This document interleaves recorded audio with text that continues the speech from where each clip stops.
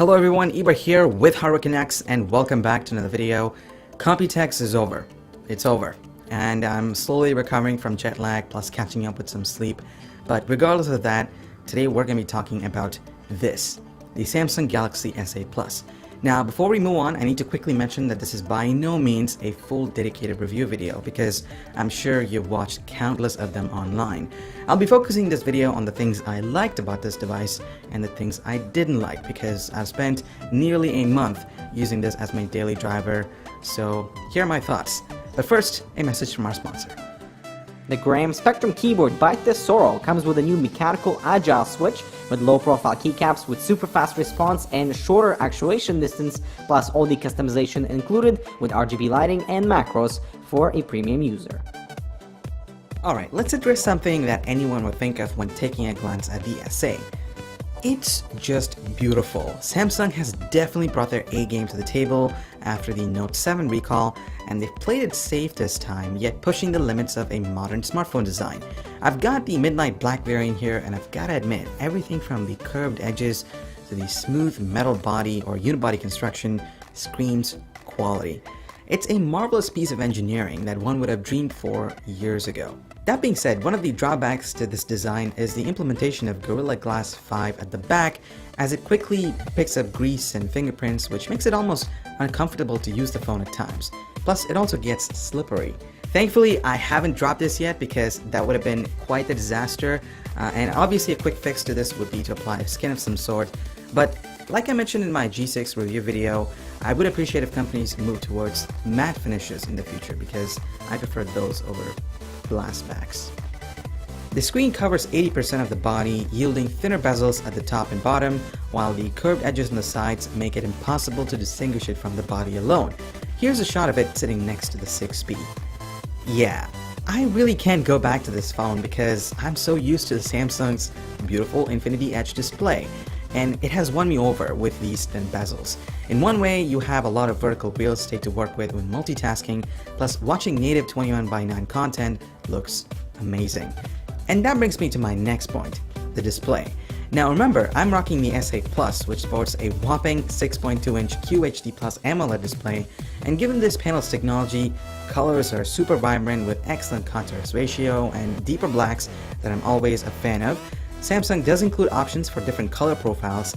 I ended up using the basic mode as the colors seemed more neutral to my eyes, and like I mentioned earlier, watching content on the screen was a pleasing experience, except for one annoying factor: the curved edges.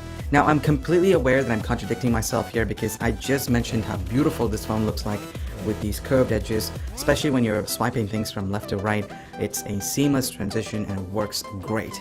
But when you're watching content, the edges get reflective and the content starts to distort a little bit, and I didn't like that. The G6, for example, has a flatter display without any curves, so distortion was non-existent and I prefer that over the S8 screen. Sorry, Samsung. Let's also not forget to talk about Bixby because it's Samsung's way of saying, let's make a rip-off version of Google Now, and that didn't turn out that great.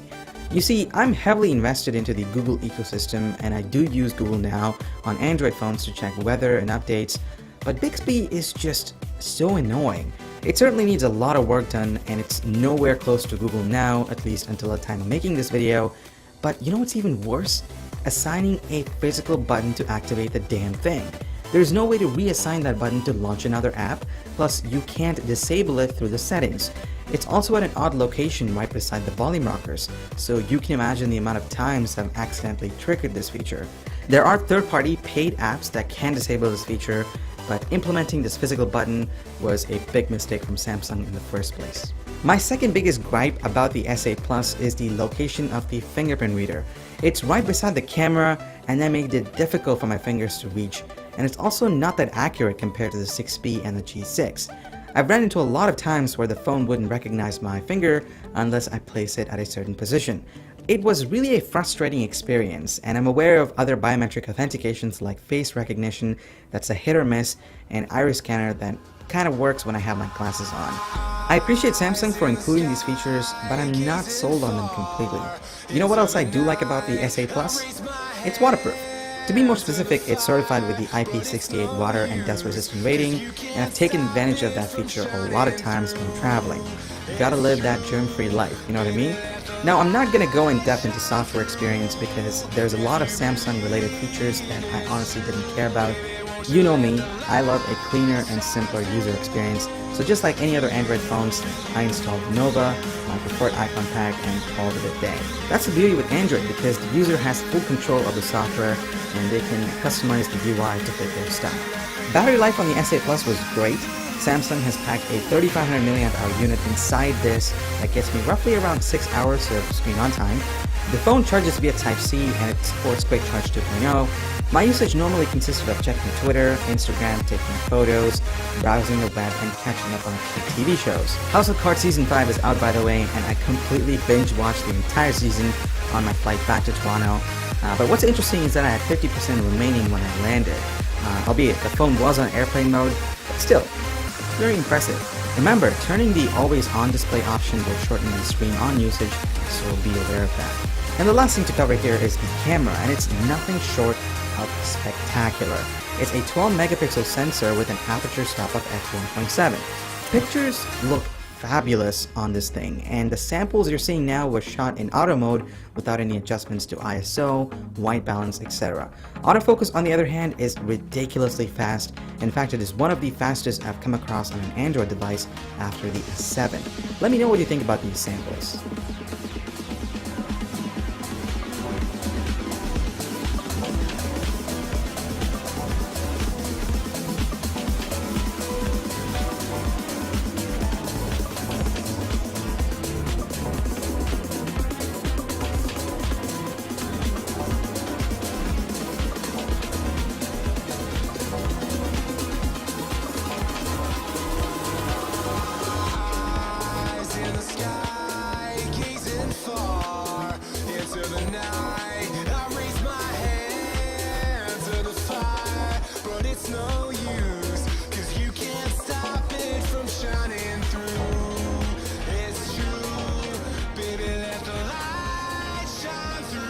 So in conclusion, I really have mixed feelings about the Galaxy S8 Plus because, for one, this is the best Android smartphone that Samsung has ever created because it's beautiful, especially with its curved edges, and the design is a testament to modern smartphone engineering.